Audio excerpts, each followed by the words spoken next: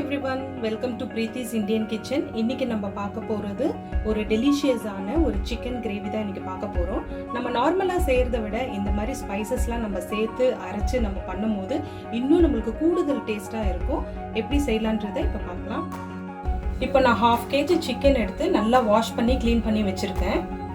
இப்போ ஃபர்ஸ்ட் இதை நம்ம மேரினேட் பண்ணிக்கலாம். இப்போ பாருங்க, கொஞ்சமா நம்ம டர்மரிக் பவுடர் போட்டுக்கிறேன். சில்லி பவுடர் கொஞ்சம் ஆட் பண்ணிக்கலாம். இப்போ கொஞ்சம் சால்ட் ஆட் பண்ணிக்கலாம். இந்த கப் அளவு நான் கர்ட் எடுத்திருக்கேன், இதையும் சேர்த்து அதை கூட மேரினேட் பண்ணிக்கலாம்.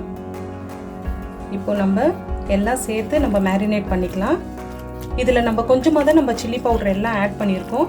இப்போ வறுத்து அரைக்க போகிற மசாலாலேயே நம்மளுக்கு ரெட் சில்லிலாம் நம்ம சேர்த்து அரைக்கிறதுனால நம்ம இதில் கொஞ்சமாக தான் நம்ம ஆட் பண்ணியிருக்கோம். இது நல்லா மேரினேட் பண்ணிவிட்டு ஒரு 15 minutes நம்ம ஊற வச்சிடலாம். இப்போது நம்ம மேரினேட் பண்ணி வச்சுருக்கோம். இது 15 minutes நம்ம தனியாக எடுத்து வச்சுருவோம். அது கொஞ்ச நேரம் ஊறட்டும். அதுக்குள்ளே நம்ம வறுத்து அரைக்கிற மசாலாவெல்லாம் இப்போ என்னென்னன்றதெல்லாம் நம்ம பார்த்துக்கலாம். 1/2 kg சிக்கனுக்கு தேவையான இன்க்ரீடியன்ட்ஸ் என்னென்னன்றதை இப்போ நம்ம பார்க்கலாம். நான் 8 காஷ்மீரி சில்லி வச்சுருக்கேன். இதில் அவ்வளோவா காரம் இருக்காது, கலரும் நல்லா கூடுதலாக கிடைக்கும். அதுக்காக நான் இந்த சில்லி எடுத்திருக்கேன். உங்ககிட்ட என்ன வரமிளகா இருக்கோ நீங்கள் அதை நீங்கள் ஆட் பண்ணிக்கலாம். உங்களுக்கு காரம் எவ்வளோ வேணுமோ அவ்வளோ தகுந்தா போல் நீங்கள் ஆட் பண்ணிக்கோங்க. தனியா 2 ஸ்பூன் எடுத்திருக்கேன். 1/4 டீஸ்பூன் மிளகு, 1/4 டீஸ்பூன் சோம்பு, ஒரு துண்டு இஞ்சி, 10 பல்லு பூண்டு, சீரகம் 1/4 டீஸ்பூன், பட்டை, அன்னாசிப்பூ, 3 கிராம்பு, 1 ஏலக்காய், கருவேப்பிலை.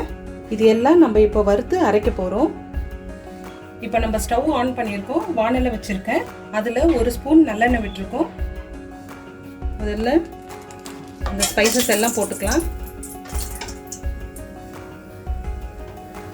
சீரகம்,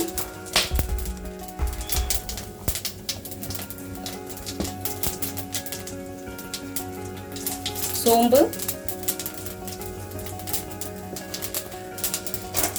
மிளகு,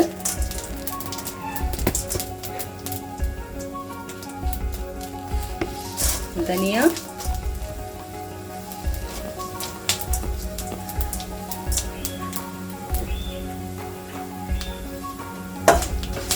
இதெல்லாம் நம்ம வறுத்து வச்சுக்கலாம். கூடவே வரமிளகாவையும் நம்ம ஆட் பண்ணிக்கலாம். ஆல்ரெடி நம்ம மேரினேட் பண்ண சிக்கனில் 1/2 டீஸ்பூன் நம்ம சில்லி பவுடர் ஆட் பண்ணியிருக்கோம். ஸோ உங்களுக்கு காரம் எவ்வளோ வேணுமோ அதுக்கான அளவு நீங்கள் போட்டுக்கலாம்.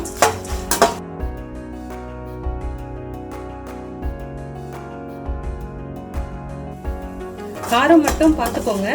நீங்கள் எவ்வளோ கேஜி சிக்கன் எடுத்துருக்கீங்களோ அதுக்கு தகுந்தா போல் நீங்கள் வரமிளகா நீங்கள் ஆட் பண்ணிக்கோங்க. நம்ம ஆல்ரெடி மேரினேட் பண்ணி வச்சுருந்த சிக்கன்லேயும் நம்ம 1/2 டீஸ்பூன் நம்ம சில்லி பவுடர் போட்டிருக்கோம். ஸோ அதுக்கு தகுந்தா போல் நீங்கள் ஆட் பண்ணிக்கோங்க. இப்போ நம்ம இஞ்சி, 10 பல் பூண்டையும் சேர்த்துக்கிறோம். கூடவே கருவேப்பிலையும் சேர்த்து வதக்கிக்கலாம். இப்போது இந்த மாதிரி லைட் கோல்டன் ப்ரௌன் ஆன உடனே நம்ம ஸ்டவ் ஆஃப் பண்ணிக்கலாம்.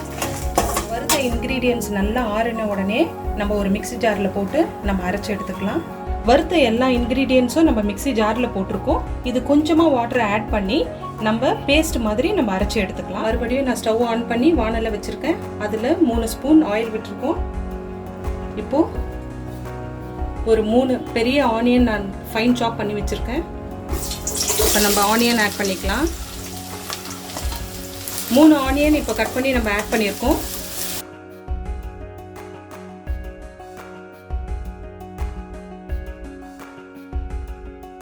இப்போ பாருங்க, இப்போ ஆனியன் நல்லா ப்ரௌன் ஆயிடுச்சு.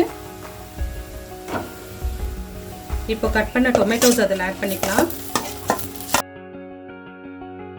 பெரிய தக்காளியாக இருந்ததுன்னா 2 ஆட் பண்ணிக்கலாம். நான் இப்போ மீடியம் சைஸ் தக்காளி தான் போட்டிருக்கேன். மீடியம் சைஸ் தக்காளி ஒரு 3 ஆட் பண்ணியிருக்கேன். இப்போது தக்காளி வதங்கிறதுக்கு நம்ம கொஞ்சம் கல்லுப்பு சேர்த்துக்கலாம். ஆல்ரெடி நம்ம மேரினேட் பண்ண சிக்கன்லேயும் கொஞ்சம் சால்ட் ஆட் பண்ணியிருக்கோம். ஸோ அதுக்கு நீங்கள் கொஞ்சம் கேர்ஃபுல்லாக போட்டுக்கோங்க. நல்லா தக்காளி எல்லாம் குழையிற அளவுக்கு நம்ம வதக்கணும். இதில் நம்ம க்ரீன் சில்லி ஆட் பண்ணியிருக்கோம். உங்களுக்கு வேணும்னா நீங்கள் ஆட் பண்ணிக்கலாம், அப்படி இல்லைன்னா நீங்கள் ஒரே ஒரு சில்லி கூட நீங்கள் போட்டுக்கலாம். உங்களுக்கு எவ்வளோ ஸ்பைஸ் வேணும்னு தோணுதோ அந்த அளவுக்கு நீங்கள் ஆட் பண்ணிக்கோங்க.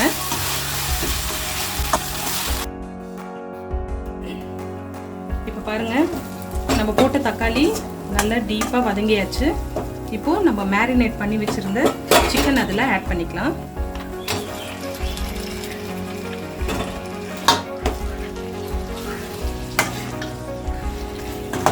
நம்ம டர்மரிக் பவுடர்லாம் ஆல்ரெடி இதிலேயே போட்டிருக்கோம்.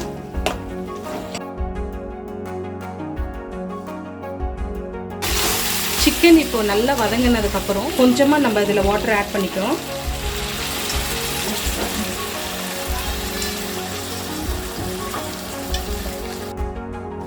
இப்போ நான் 1/2 கிளாஸ் வாட்டர் இதில் ஆட் பண்ணியிருக்கேன்.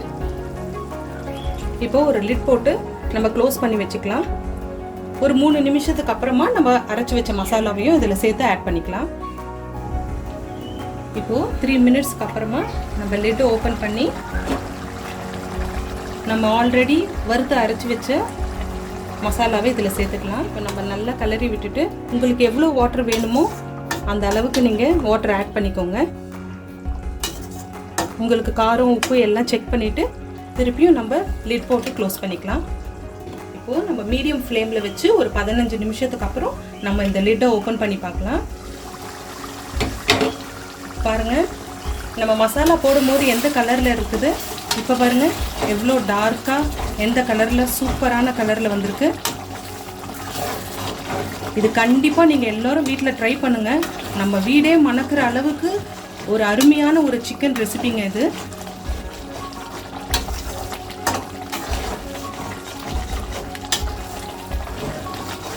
நம்ம எல்லா மசாலாவும் வறுத்து அரைச்சி ஒரு கொங்கு நாட்டு ஸ்டைலில் நம்ம இன்றைக்கி இந்த சிக்கன் டிஷ் பண்ணியிருக்கோம்.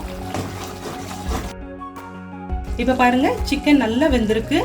நம்ம ஓவர் குக் பண்ணாலும் அது நல்ல ரப்பர் மாதிரி ஆகிடும். அதனால நம்ம ஒரு மேக்ஸிமம் ஒரு 15 மினிட்ஸ் வச்சுருந்து நம்ம ஓப்பன் பண்ணி கலரி விட்டுட்டு கருவேப்பிலை போட்டுட்டு மல்லித்தலையும் கூட போட்டுக்கலாம்.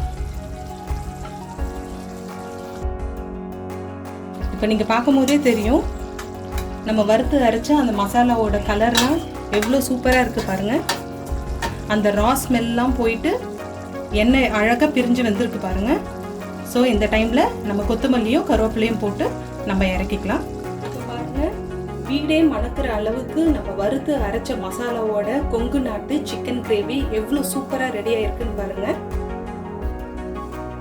இது நம்ம ஒயிட் ரைஸ் கூட, சாம்பார் சாதம், ரசம் சாதம் இது கூடலாம் வச்சு சாப்பிட்றதுக்கு ரொம்ப நல்லாயிருக்கும். அது மட்டும் இல்லாமல் நம்ம தோசைக்கு, சப்பாத்திக்கு இந்த மாதிரியும் நம்ம தொட்டு சாப்பிட்றதுக்கு ரொம்ப நல்லாயிருக்கும். இது ஒரு டிஃப்ரெண்ட்டான சுவையில் இருக்கும். கண்டிப்பாக நீங்கள் எல்லோரும் வீட்டில் ட்ரை பண்ணுங்கள். எப்படி இருந்ததுன்னு எனக்கு கமெண்ட்ஸில் நீங்கள் ஷேர் பண்ணுங்கள்.